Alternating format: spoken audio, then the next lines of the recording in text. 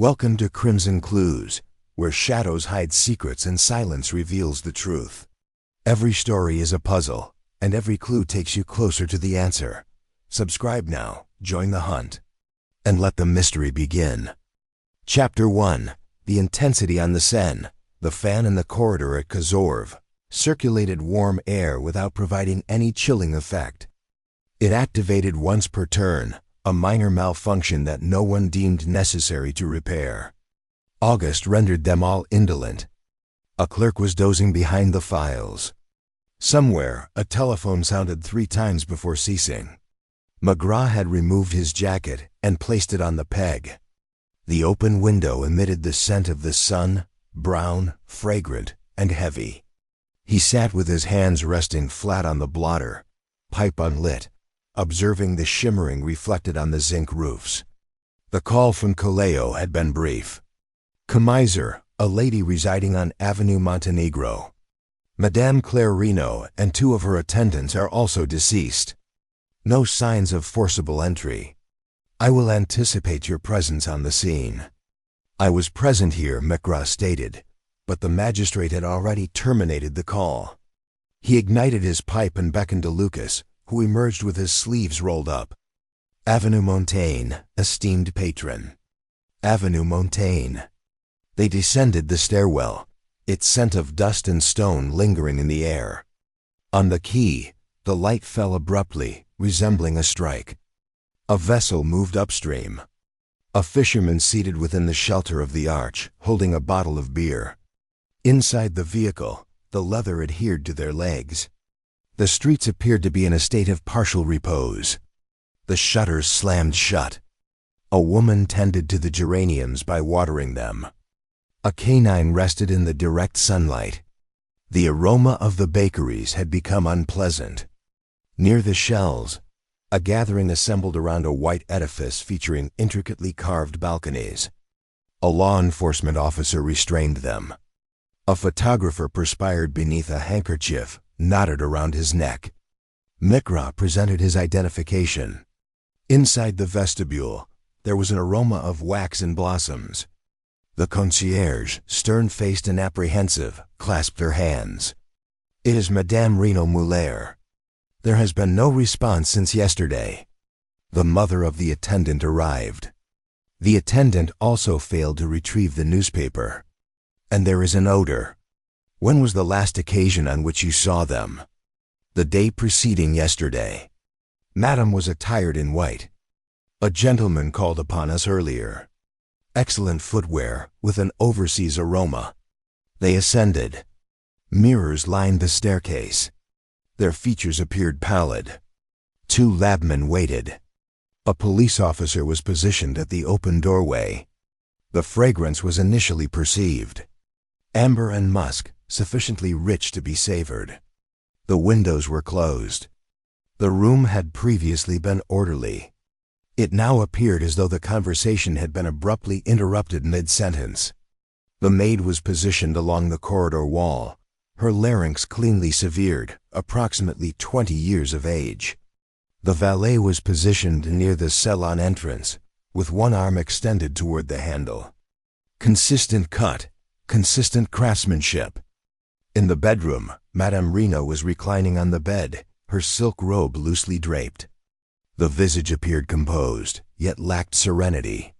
On the table, there are 2 glasses, a champagne container, and a drop of wax. A candle had been consumed in this heat. Maigret positioned himself at the foot of the bed. Lucas waited with the pen uncapped.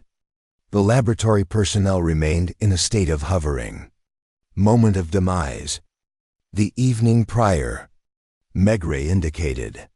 Champagne, aroma, the remaining aspects. The Alsatian technician stated that there was no forcible entry. The window is secured. The key was placed in the basin, and Lucas crouched down. No difficulty. There was a moment, Maigret stated. On the knitstand, there was a shimmer of powder, lipstick, a comb, and a gold cufflink engraved with the letter L. He did not make contact with it. 2 lipstick impressions on one glass, none on the other. He proceeded to open the casement.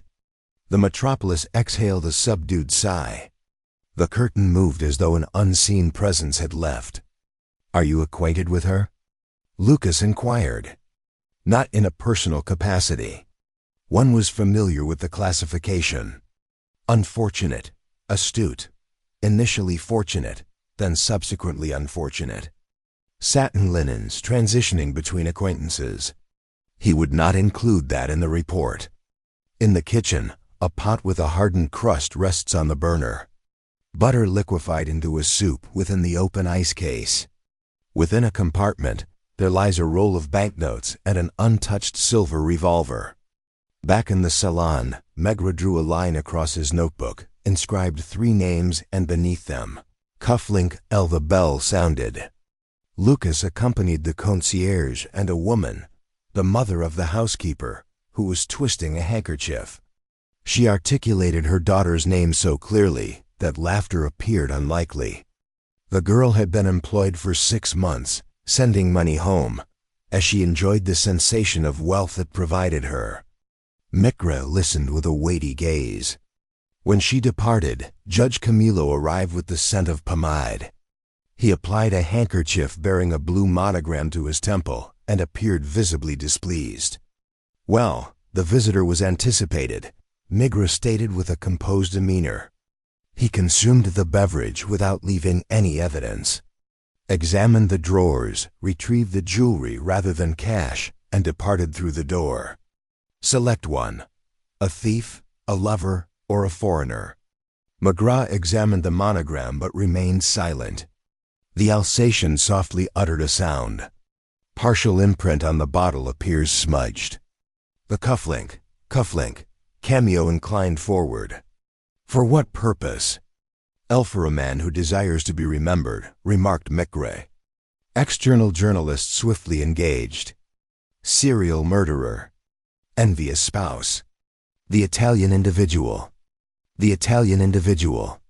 Mray shifted his position. A man with ink-stained fingers inclined his head in a subtle gesture. Tall and distinguished, he refers to himself as Lorenzo. Observed wearing a tuxedo he was unable to afford. The girls refer to him as Italian. Perhaps he originates from an unspecified location. You have encountered him on a single occasion. He walks as though the air is his own. Lucas quickly jotted down notes. "Lorenzo," he murmured within the vehicle. "Perhaps," remarked Mray as he closed his eyes. The car smelled of dust and polish. The perfume lingered on his tongue. They tried 2 cafés off the Shanzel. No Lorenzo. A waiter said only, Madame Reno liked her champagne very cold. At a third place, a girl in a blue dress with inked fingers said, "Lorenzo, of course. He buys nothing, pays with smiles. He likes mirrors. Comes when the sun hits the floor. Smokes American cigarettes. Borrowed ones. Looks at his reflection when he thinks we don't watch. Friends, girls rich on Monday, poor on Friday. Loud men from the races. He calls everyone Sharami. The first time is charming. The third one wants to slap him. He wears cufflinks when he has a clean shirt. Gold when he has them." A hotel near the Malines sent a man for his bill. They went there. The sparrow-like proprietor complained 2 weeks unpaid. He promised to pay at noon. The clock has struck and struck. His room smelled of talc and warm cloth. On a chair, a light wool jacket. In a drawer, a ticket to Marseille night train, 3rd class. On the washstand, a gold cufflink L, the twin of the one in the bedroom. Lucas tapped it with his pencil. "Big dreams for a 3rd-class ticket." "He prefers to be seen in first," said Maigret, "then sleep cheap when the lights are out." He took the ticket, and cufflink left a receipt that made the innkeeper proud and wary. On the landing, a barefoot woman yawned. Back at the cave, someone had set a fan before a dish of plums. The men ate them and spat skins into the bin. The air finally moved. Maigret wrote what he knew little and what he felt which he did not write. He sent Lucas to jewelers, Genevere to the Théâtre de Chalets, a boy to the lab. He telephoned the guard Leon, then Marles. He worked without hurry. Haste makes errors. At dusk the office turned honey-cold. Madame Micre phoned. "You will not eat with me." "Not tonight." He pictured her kitchen, the geraniums, the cooling soup. "I will keep it," she said gently, and hung up. He went out instead, walking by the river, pipe in hand. The barges rubbed softly at the quays.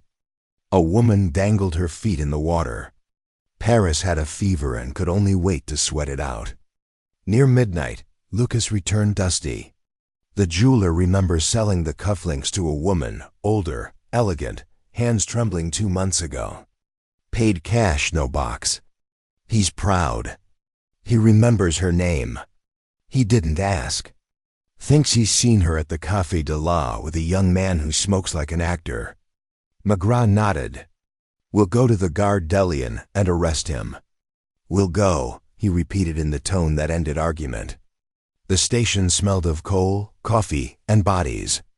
People slept on luggage, announcements echoing. Boys sang under their breath. A policeman blinked by the barrier. They saw men with cheap hats and fine ones, a woman carrying her dog like a child, a soldier giving his girl a brown paper parcel before turning away. But no Lorenzo. At 2, they returned to the car. The metal still burned their hands. Lucas cursed softly.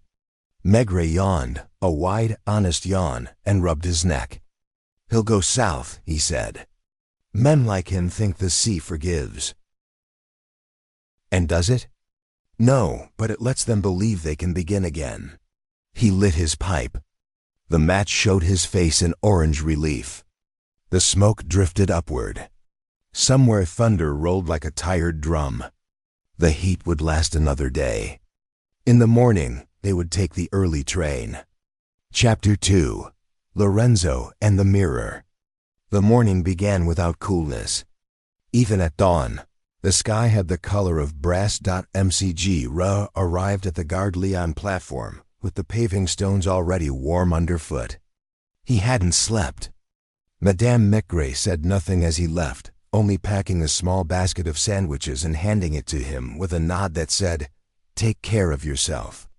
Lucas waited near the newspaper kiosk, his coat over his arm and his eyes red with coffee. The 6 o'clock express to Marseille stood panting, its carriages emitting steam that smelled of oil and metal. Micre boarded silently and found a compartment with the blinds partially drawn. The train jerked forward and then settled into a long, patient rhythm. For a while they watched the suburbs pass by, laundry yards, allotments with tomato vines, and women in dressing gowns beating rugs. Lucas broke the silence first. "If he took the train last night, he will be ahead of us." Maigret nodded. Men like him travel lightly.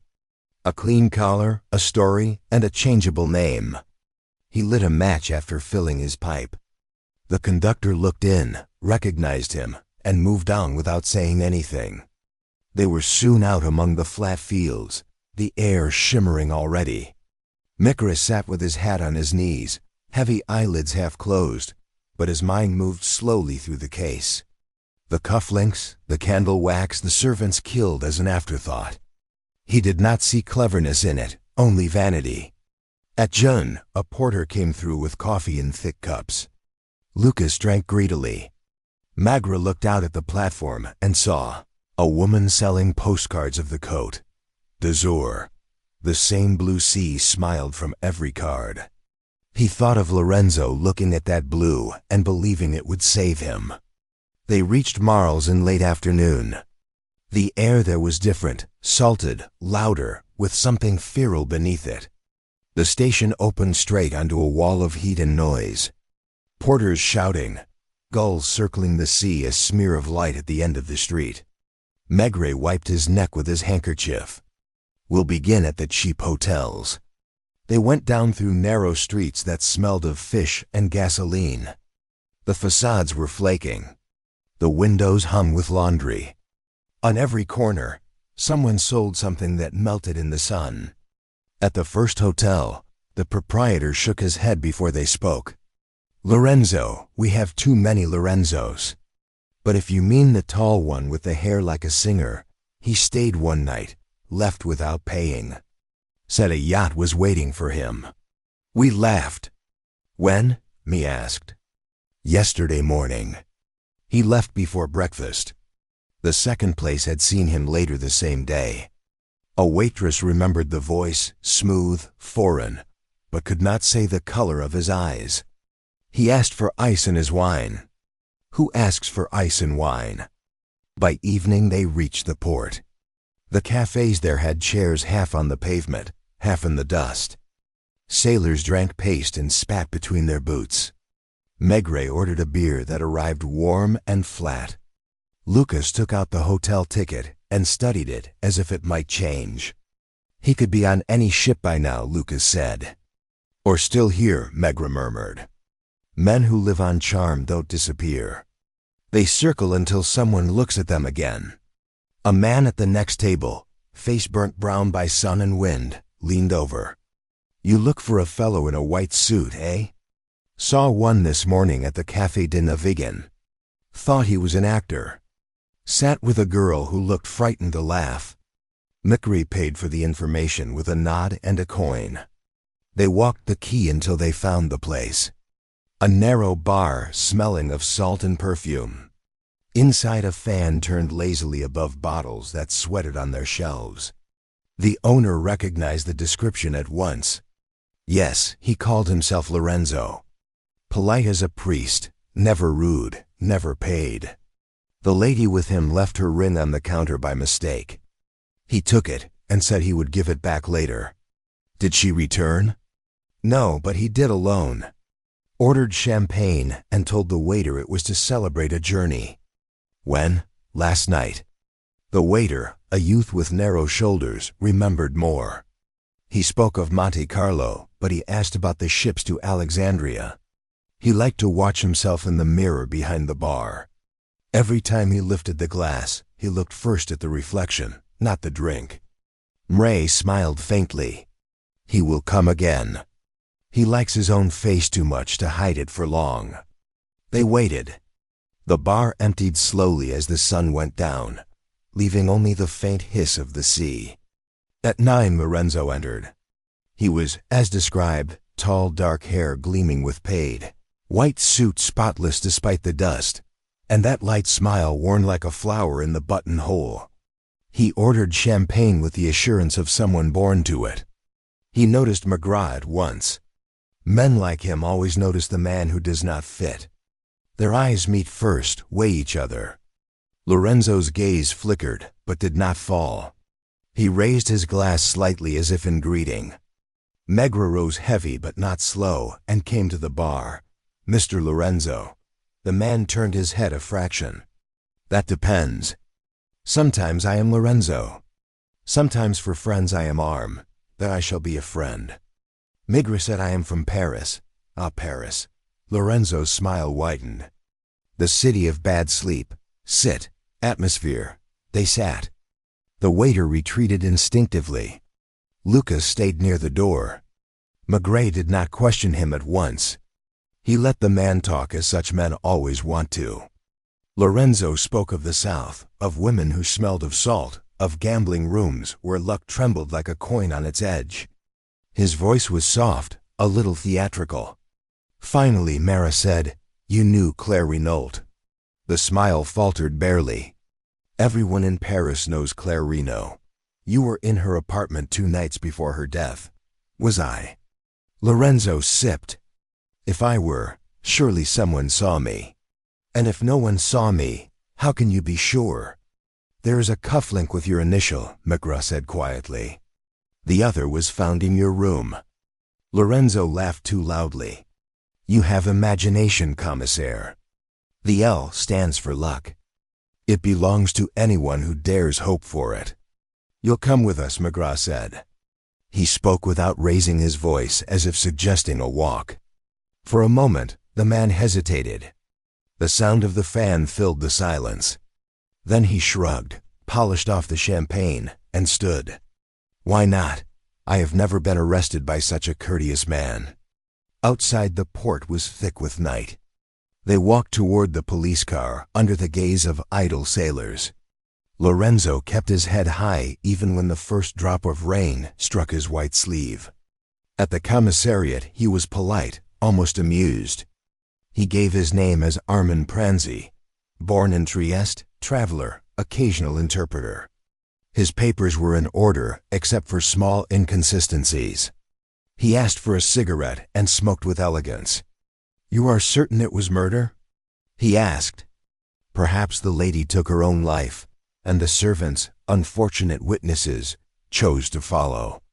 Maigret said nothing. He watched the man's fingers, the rhythm of his breathing.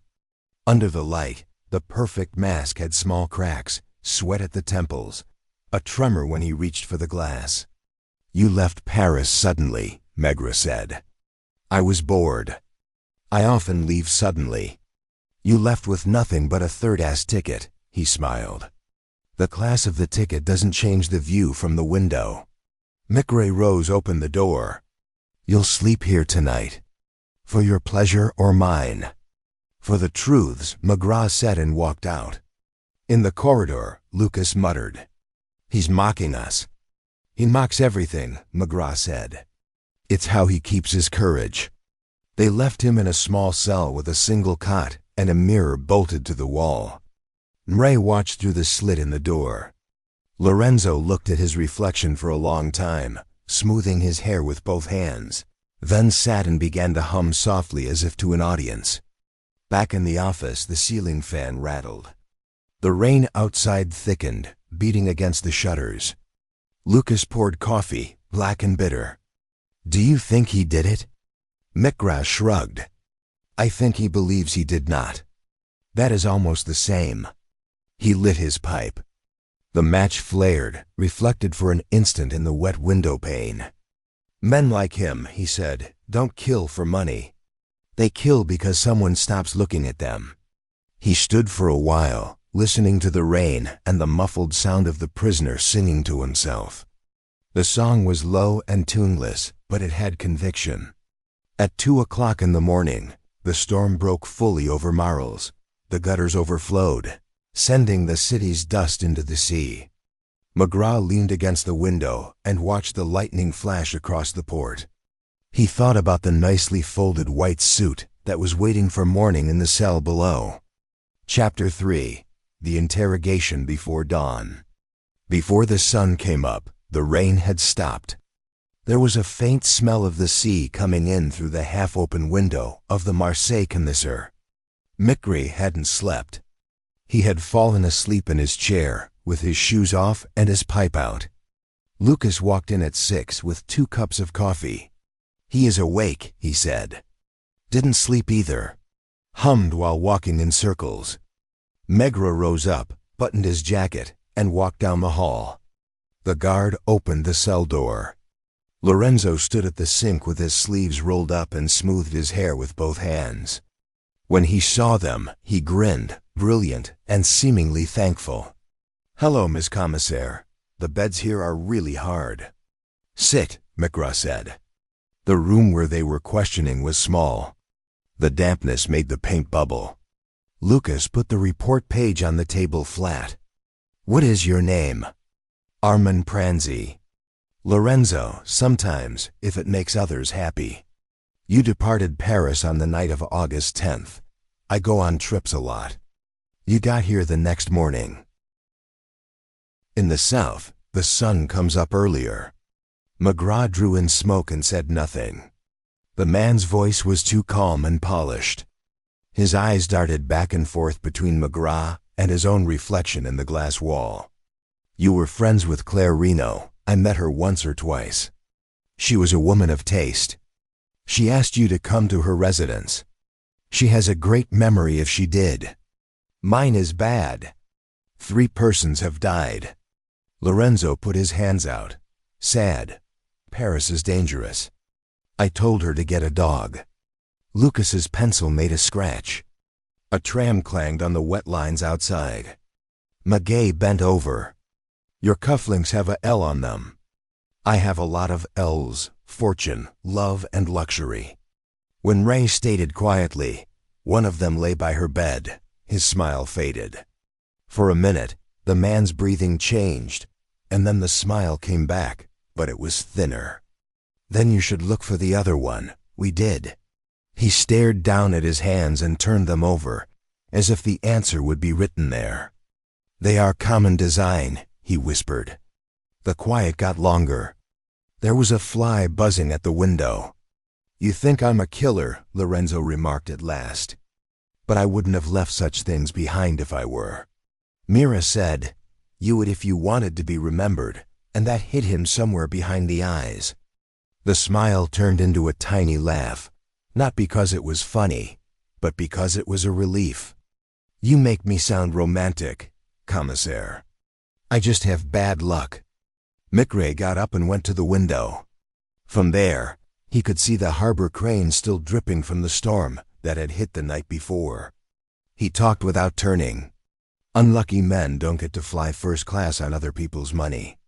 They don't sip champagne with lonely women and then leave them dead. You don't like me. I don't think about you enough to not like you. When McGrath saw him again, Lorenzo's shoulders had dropped a little. The beauty was fading. He massaged the edge of his cuff between his thumb and forefinger, fussing at a thread that wasn't there. Lucas poured coffee into a tin cup and set it in front of him. Lorenzo smelled it and then pushed it away. Do you want me to admit it? That's what these rooms are for, McGrath responded. No. I want you to remember. Lorenzo's eyes wandered to the wall mirror. Memory is a risky thing. Everyone thinks it is a friend. It isn't. McGrath said to try. The man shut his eyes. There was music coming from the street. She liked to keep the windows open when the city was loud. It made her feel less alone. He stopped, shocked by what he had just said, and then made himself smile. Or maybe that was a different woman. You can see that they merge. McGrath let the quiet do its job. Lorenzo finally shouted something low. She was still alive when I left. So why run? Because Paris is boring to me. Lucas made a quiet snort. McGrath gave him a gaze that commanded silence. They went another hour. The questions become smaller and more useful. The color of the rug, the number of glasses, whether he smoked that night. Lorenzo gave some answers. Dodged others and got bored with the game. When Mary asked him what scent she used, he paused again. Amber, he said at last. Amber always. You could smell it in the air. McRae nodded once. Yes, that was the end. Lorenzo slumped in the chair, arms crossed, and didn't say anything else. The outside world got brighter. From the docks, the horn of a ship whined. McGrath walked into the hall. Lucas came next and quietly closed the door. Lucas said, he's lying. Of sure, but he almost believes what he says. McGrath put a temp on his pipe. That's the risk. People like him make up lies that they can live in. He told Lucas to go get breakfast. He stood alone behind the glass panel and watched Lorenzo in the room. The man was fixing his hair again, straightening his collar, and looking in the window to see how he looked. He moved more slowly and smaller with each gesture, as if he needed proof that he was still alive. McGrath brought him a plate of soup at noon. Lorenzo looked shocked. A kind executioner. I don't like executions. They ate without talking. Lorenzo didn't have a big appetite. He used a spoon to draw circles on the table. When will you decide I'm guilty? He asked. McGrath said, when you stop acting like you're not. Lorenzo laughed softly. Then I'm safe forever. McGrath took the empty plate and left him. That afternoon they checked his alibi. No one at the cinema remembered him. The ticket seller might have seen a man with good hair. That was all. The evidence stayed thin, like paper in the rain. By evening, the sky had turned to copper again. Maigret and Lucas sat at the harbor cafe, watching gulls dive among the fishing boats. He's vain, Lucas said. So are most killers, Maigret replied. But vanity isn't proof. Camillo will want a confession. Camillo always does. They drank in silence. Around them sailors shouted. A barrel rolled somewhere. Laughter rose and fell. Maigret's thoughts wandered north to Paris, to the river smelled from his office window, to Madame Maigret's patient face over soup. When they returned to the station, Lorenzo was standing at the bars humming again. The tune was unrecognizable. You will send me to Paris? He asked. Tomorrow, he smiled. Good. I miss the mirrors there. Ray studied him. Do you ever see what's behind them? Always myself. That's enough. He turned away, sat on the cot, and began to polish his shoes with the sleeve of his shirt. Maigret watched a moment longer, then walked back to his office. Lucas was writing the transfer papers. You think he did it? Lucas said. I think he might not know. He filled his pipe, lit it, and stood by the window. The air smelled again of rain and iron. The city below looked both alive and tired. He'll talk in Paris, Lucas said. Maybe, or maybe he already has and we didn't hear it. At dawn the next morning, the train north stood ready. Lorenzo sat between two gendarmes, wrists loose, posture impeccable. He looked out of the window as though on holiday. Maigret watched him through the glass. Their eyes met once. Lorenzo smiled faintly and mouthed a single word. Perhaps merci. Perhaps monster. The trains whistled round it. The carriages began to move, gathering speed toward the gray horizon.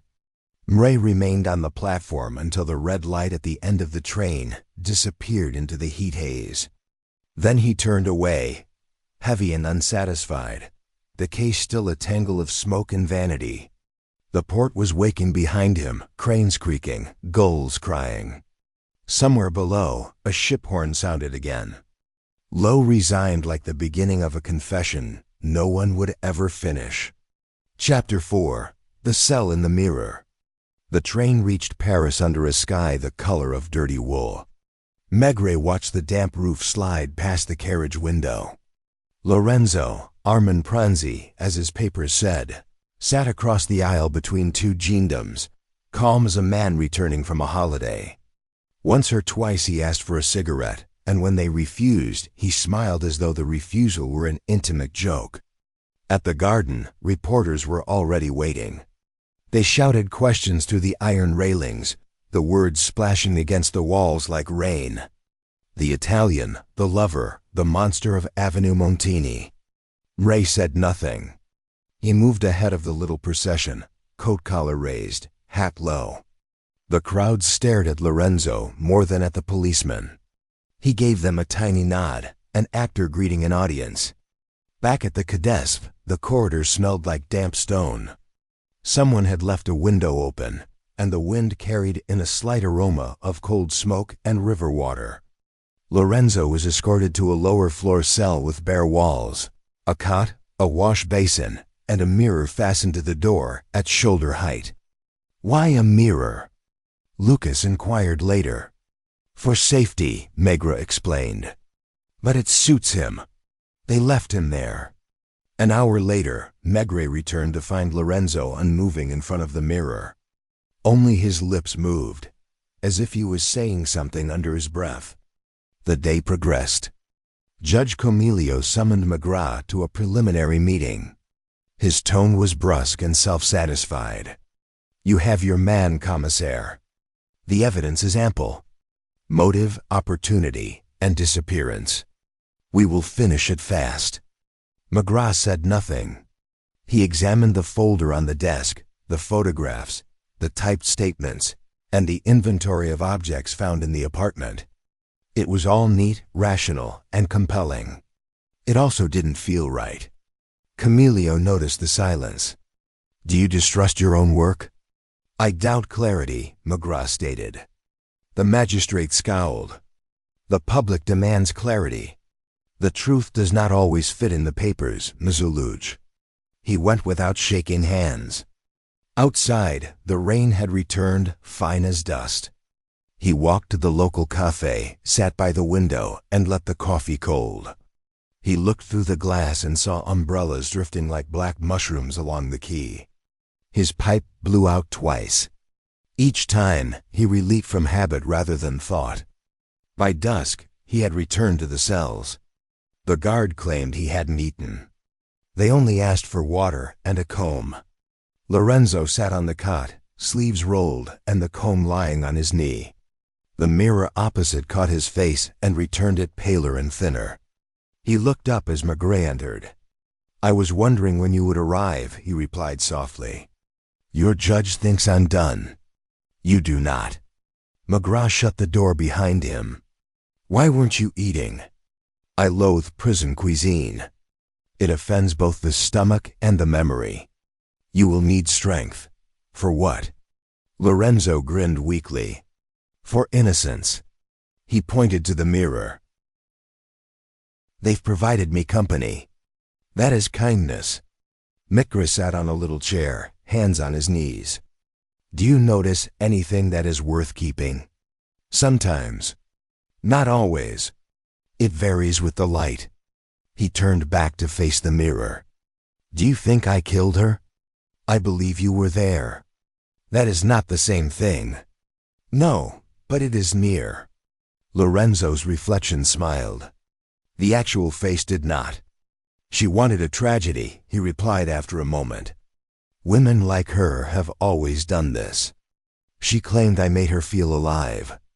Do you understand what that implies, commissaire? It means she already felt half dead. I merely held up a mirror." Maigret calmly observed him, and when she peeked within, she saw herself. "I can't help what she saw." He leaned forward suddenly. "Do you believe in spiritual accidents?" "Mray, when something inside you slips like a gear, and you have no idea which part of you moved first." Maigret did not respond. He'd heard that tone before from robbers, suicides, widows, and people who spoke partially to themselves. He eventually remarked, "You can help yourself by speaking plainly." Lorenzo gave a slight shrug. "Plain discourses for plain guys. I've been pretending to be one all my life." He stood and walked to the door, followed by his reflection. "May I have paper? I write better than I talk." Maigret nodded at the guard. "One sheet." That night, long after the building had quieted, Maigret returned to check. The light from the corridor fell across the cell's floor. Lorenzo sat on the cot and wrote carefully, the pen scratching slowly and deliberately. The mirror captured his profile. Tired and aged. When he saw Maigret at the door, he responded, "Don't worry." Maigret explained that it is not a confession, but rather a letter to himself to remind him of who he was before you gave him a name. "I didn't give it, did you?" "Perhaps," Lorenzo replied, smiling. "But you made it seem conclusive." The following morning, Lucas discovered the note on the cot. It was not addressed, only signed L. The writing was neat and precise, almost feminine. Maigret read it gently in his office. "The image in the mirror is not mine. It belonged to someone who sought admiration, but was met with ennui. Perhaps that's a felony. Maybe boredom is worse than murder. If she died, it was because she saw the same monotony in me, which I couldn't take." Maigret folded the paper neatly. Lucas said, "He's confessing without confessing. He explains himself." "That is different." Camilio called before midday, impatient. "What's with this letter-related nonsense? I need a signed statement." When Maigret finished his performance, he added, "You'll have one. He is performing, and the curtain will fall at Sante soon enough." Maigret hung up without replying. When Lorenzo returned to the cell that evening, he was laying on the cot, eyes wide, staring at the ceiling, with only his legs visible in the mirror. "You read it?" he inquired. "Yes, then you understand?" "I understand you like words more than truth." Lorenzo laughed softly. "What are the truth words? What is the difference?" Both vanish when no one listens. He turned to face Maigret. Did she suffer? A bit. She shouldn't have. I didn't want that. Maigret looked at him. Then you were there. Lorenzo's lips twitched in an almost smile, almost grief. I was everywhere that night, he explained. That was all. He closes his eyes. Outside, Notre Dame's bells rang 7 times. Maigret stood for a long time in the courtyard, his coat collar against the precipitation. The water went slowly under the bridges. The light was already fading. He thought of the ladies who had known men like this, women who had given them money, laughter, and pity, as well as the men themselves, who traveled from city to city with a mirror in hand. He felt the same bland compassion that comes with certain cases, heavier than disdain, but quieter than fury. When he arrived home, Madame Maigret was preparing the supper. The smell of onion soup permeated the kitchen. She looked up, searched his face, and simply stated, "You've eaten nothing else." "I will," he replied. He sat with a spoon in his palm, listening to her chat gently about the neighbor's cat and the grocer's daughter marrying the Torcleur. The domestic rhythm wiped the case from his flesh slightly. He opened the window before going to bed. Across the river, the lights of the Pale de Justice flickered faintly. A man remained in a little stone cell underneath them, studying his reflection. Mray closed the window and pulled the curtains. Chapter 5. The Trial. Autumn arrived early that year, bringing a chill that smelt like damp leaves and coal smoke. Paris had started wearing its gray coat again. The case of Armand Pranzi dit Lorenzo was already a sensation. Every morning, the newspapers printed his photograph. The attractive face, the white suit, the caption, and the monster of Avenue Montaigne. Maigret read the articles without enjoyment. The language was too bright, and the information was too neat. "Gilded courtesan slain by her foreign lover," one headline said. And another, "The dandy who killed for love."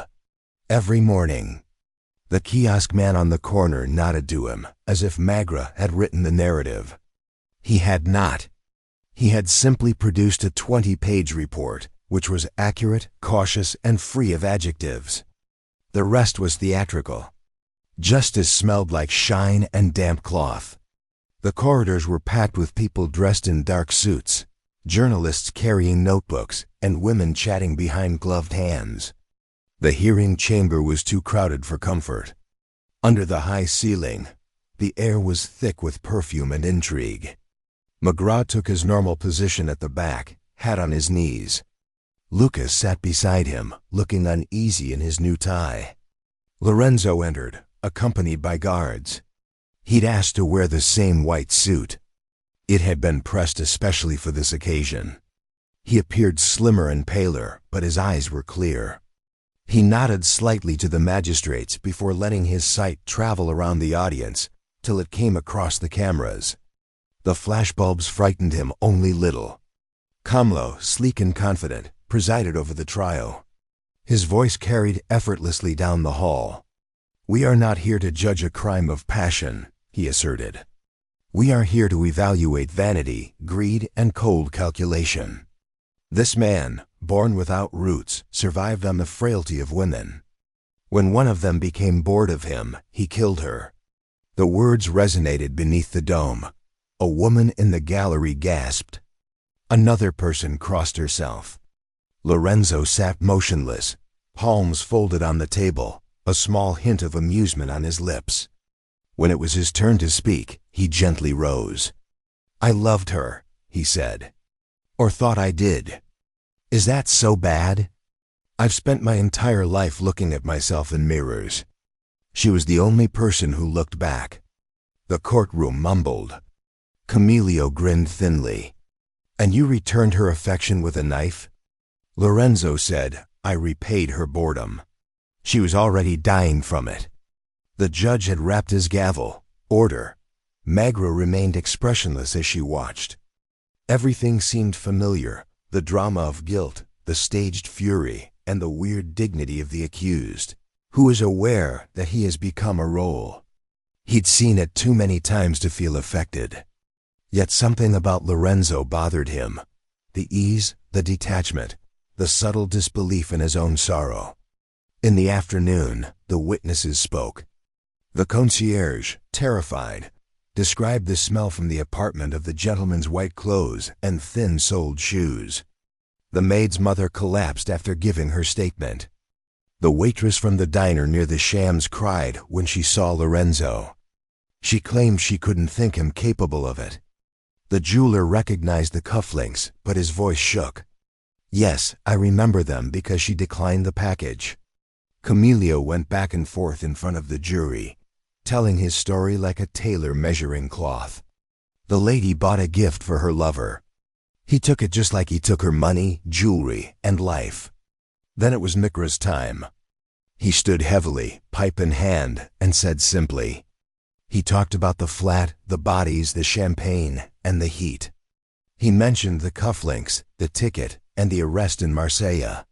His voice was slow even. Did the accused confess? Inquired the judge. No, but he did write a letter. Yes, what was inside it? Maigret described loneliness. The courtroom muttered again. Camillo raised his eyebrows in displeasure. Do you mean remorse? I mean loneliness. He sat down. When the training ended for the day, Maigret went outdoors into the cold. The square was crowded with people, some smoking and others hawking evening newspapers that had just come off the press. Headlines screamed. Lorenzo smiles as he faces the guillotine. Lucas caught up to him. They've already decided, patron. The newspapers always do. Maigret stated. They walked to a café on Boulevard Duple. Maigret requested a beer for Van Ordinaire. Lucas, the radio on the counter, was already talking about the trial. A sad person, a modern Don Juan, betrayed by his own allure. Do you think he did it? Lucas asked. Maigret shrugged. He did something. I'm not sure if there's a distinction for him between murder and being himself. He observed the crowd outside, pressing against the courthouse gates. He was always shocked by the city's desire for guilt, how fast it forgot the dead, whence a face could be punished in their place. The following day, the courtroom became even more crowded. The prosecutor's final speech lasted 2 hours. He lectured about morals, society, and the perils of decadence. He made Lorenzo sound like an illness. The defense counsel, an elderly man with soft hands, spoke quietly of poverty, vanity, and the slow destruction of a soul untainted by kindness. He called no witnesses. He is guilty, he replied simply, but of emptiness rather than calculation. When the jury departed, the spectators whispered like a field of grass. Maigret remained quietly, observing the dust in the light of the high windows. Lorenzo stood straight, one hand on the back of his chair, as if posing for a painter. The jury left in less than an hour. The foreman declared guilt after a unanimous vote. The judge nodded once. The penalty is death. A collective breath passed through the room. Lorenzo gave a small smile before looking at Maigret.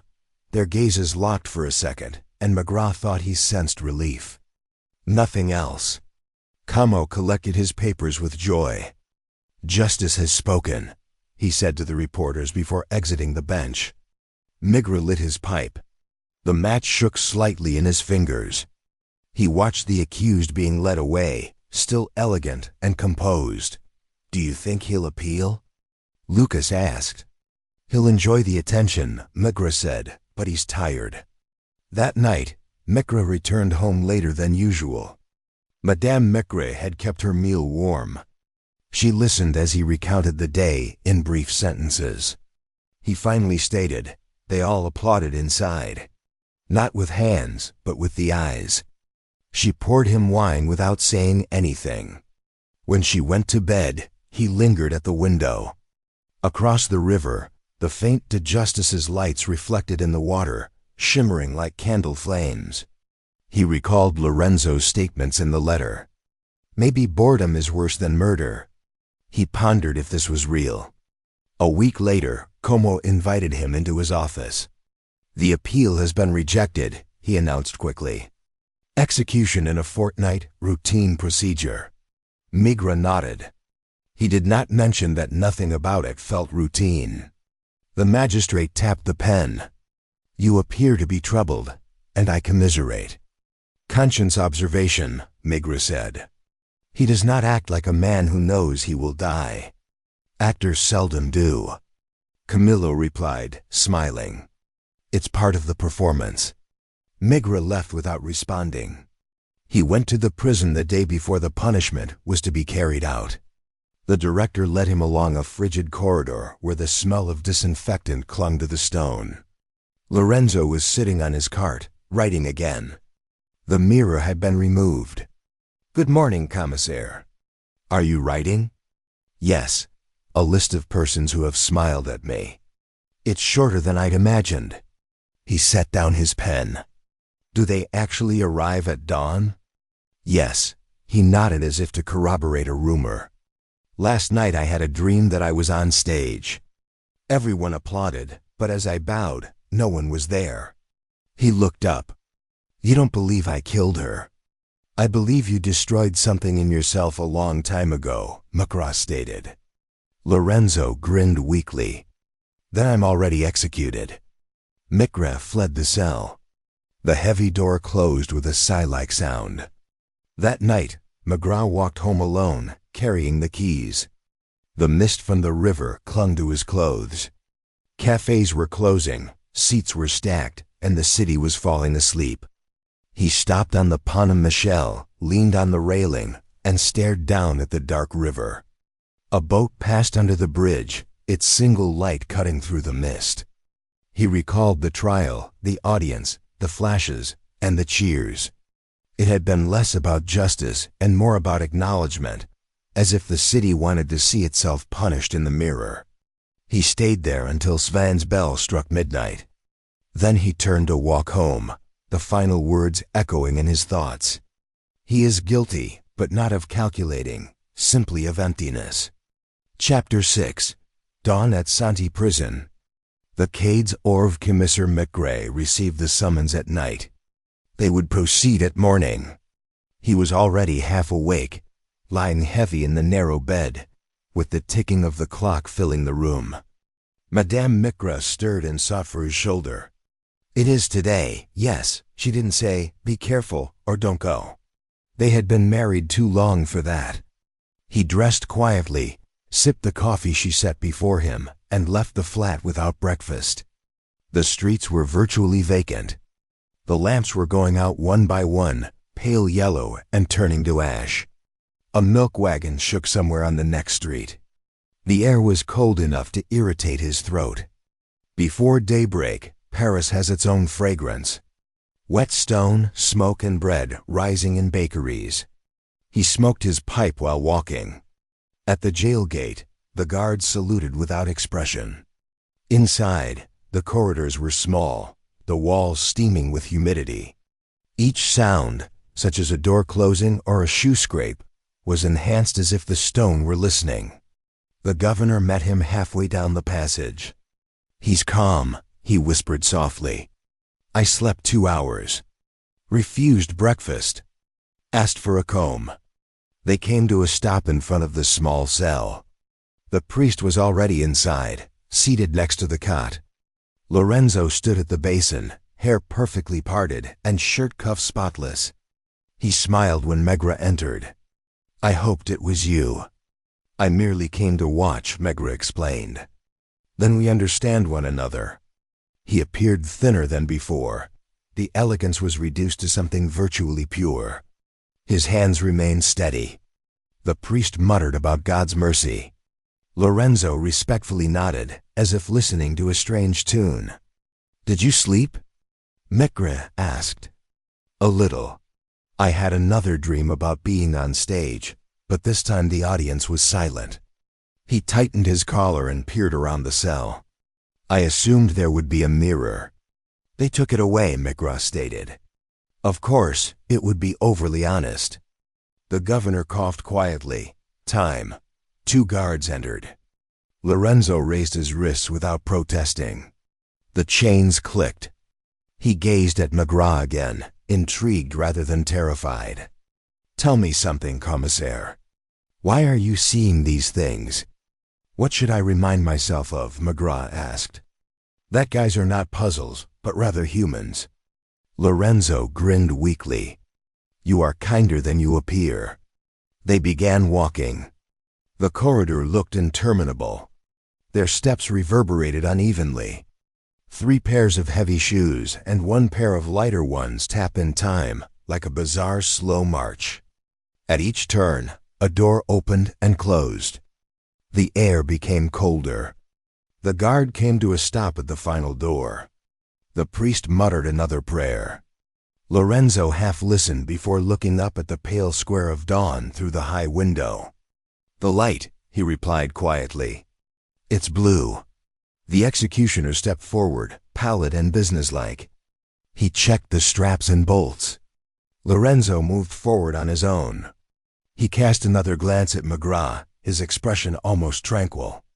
"It isn't so hard," he said. "I've been dying for years." The priest made the sign of the cross. A bell rang somewhere outside the walls. 5, then 6. The blade's sound was quite rapid. Maigret closed his eyes for a second after it fell. When he opened them, the room became quiet again, except for the gradual trickle of something into a bucket. The governor touched his arm. "It's finished." Maigret nodded. He walked away without looking back. Outside, the first rays of dawn touched the rooftops. He came to a halt on the pavement, loaded his pipe, and remained for a few minutes, watching the smoke flow toward the pale sky. A tram passed by empty, its bell faint and worn. The baker's lad at the corner shop was unlocking his cart. Maigret bought a warm roll from the oven and ate it leisurely while walking. The taste was ordinary and comfortable. By the time he arrived at the river, the city was waking up. Workers bridged the gap with lunch tins. A woman shook crumbs from her windowsill. The water beneath the Porner moved thickly and gray. He paused at the parapet. NRA Ames towers loomed ghost-like from the beach. He leaned his elbows against the stone and watched the barges crawl by below, their decks gleaming with dew. A recollection emerged of the girl at the cafe washing the zinc counter with her ink-stained hands and saying he liked mirrors. He wondered if she'd read the news this morning and remember him as a person or a story. The match was out twice before his pipe caught. The smoke mixed with the mist. Lucas was already in the office, coat off and sleeves rolled up. "Were you there?" "Yes, calm, too calm." Lucas hesitated, then spoke. "You don't look good." "I am fine. It is just another morning." He hung his hat on the peg, sat at the desk, and opened the window slightly. The smell of the river came in. Mud and coal, with a trace of sourness. His blotter included fresh folders, a burglary, a missing youngster, and a fight at a Matra bar. Life continues as it always has. He smoked another pipe and looked out at the rooftops. The city was already busy and uncaring. A delivery cart clattered along the cobblestones below. Lucas cleared his throat. The newspapers will make him a legend. They always do. They worked in silence for a while. Then Maigret softly added, "Do you remember what he asked for in the end?" "No, a mirror." Lucas frowned. "Why?" Maigret did not respond. He stood up, walked to the window, and stared down at the river again. The mist was lifting now. The sun struck the ocean in irregular golden-gray streaks. He remembered Lorenzo standing in front of that bright blue light, his slight smile, and the simplicity of the deed itself, how it removed everything unnecessary. There had been no last words worth repeating, no drama, just the slow, unavoidable passage of one life into silence. He closed the window, returned to his desk, and instructed, "Send for coffee." Lucas nodded and walked out. Maigret sat immobile for a long time, listening to the building's wake. Phones ringing. chairs creaking and boots scraping against tile. Asterisk, the words floated a little before they settled. A salty Rudin. Another man, another narrative, and another reflection. Outside, the sun climbed higher, indifferent and accurate, and the city continued to live. Music. In the end, there was no brilliant strategy, just a mirror. A guy who loved his own reflection too much, and a city that stared back at him mercilessly. Our mother Percy called Lorenzo, and he stood in front of that mirror until he received nothing in return. To me, the case was never about romance or intrigue. It was about vanity, the emptiness that lurks beneath charm, and the subtle ways loneliness can ruin. Paris continues, of course, and the Seine retains its color. The cafés fill up again, and another story begins before the current one is even forgotten. If you've stuck with us until the finish, you're the reason Nocturnal Tales exists. Your time, attention, and presence make each of these long stories worthwhile. This was our weekly bonus episode, a rare glimpse inside Megre's smoky human world. If this story moved you, please share it, make a comment, or join us on Patreon or channel memberships to have early access to unique mysteries. Every amount of assistance helps to keep the series alive. From the sweltering heat of Avenue Montaigne to the chilly daybreak at Sancté Prison,